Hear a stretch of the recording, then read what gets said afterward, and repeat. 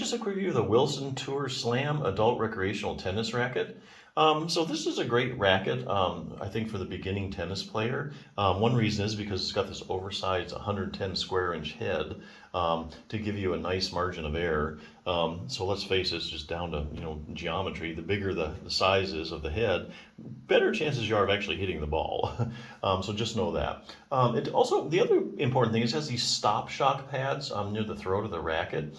So that does a couple things. It helps reduce vibration, and that in turn I think provides you some extra comfort for your arm when you're swinging.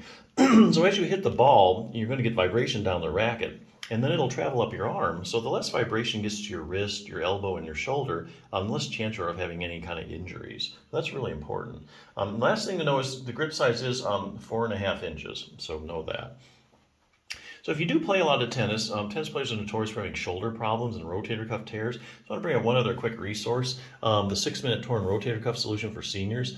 It says for seniors, but I mean, the program is pretty solid. Even high-level athletes can use it. The rotator cuff is the main stabilizer of your shoulder. Now, the shoulder is a very shallow ball and socket joint, and it depends heavily on the muscles to support it. Not like the hip. Your hip is a ball and socket joint, but it's a deep ball and socket. So it doesn't rely as much as the muscles to keep everything in place. Shoulder's totally different. And mainly it's the job of the rotator cuff to keep everything in place.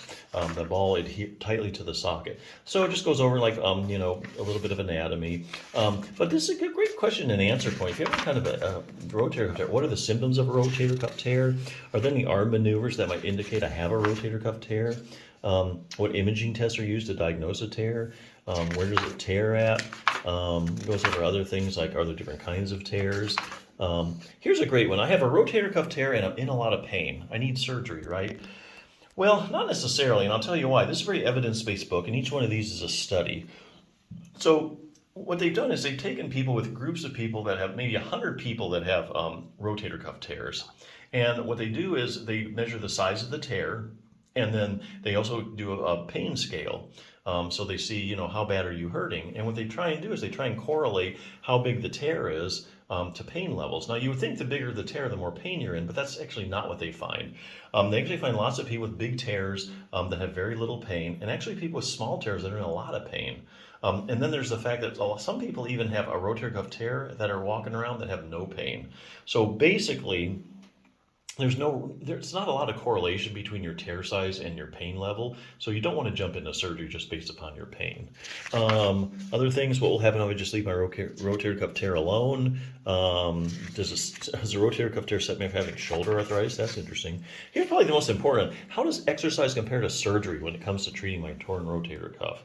Well, the only way you can answer that scientifically is by doing a randomized controlled trial, and that's where you take, say, 100 people with a torn rotator cuff, and you randomly assign 50 to surgery, and the other 50 you assign to doing a good exercise program.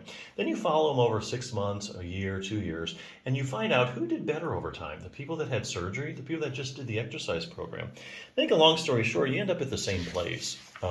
So no matter whether you have surgery or you just do a good exercise program, according to the randomized controlled trials, you're going to be doing the same. And they have an exercise program here. They have 3 different levels. So if you can hardly move your arm, they have a program for that. And you can go to the 3rd level if you just want to prevent pain and you actually have a pretty high functioning shoulder. So yeah, a lot you can do with a rotator cuff tear besides surgery. But yeah, hey, if you're looking for a good recreational tennis racket, I think this is a good one. So check it out.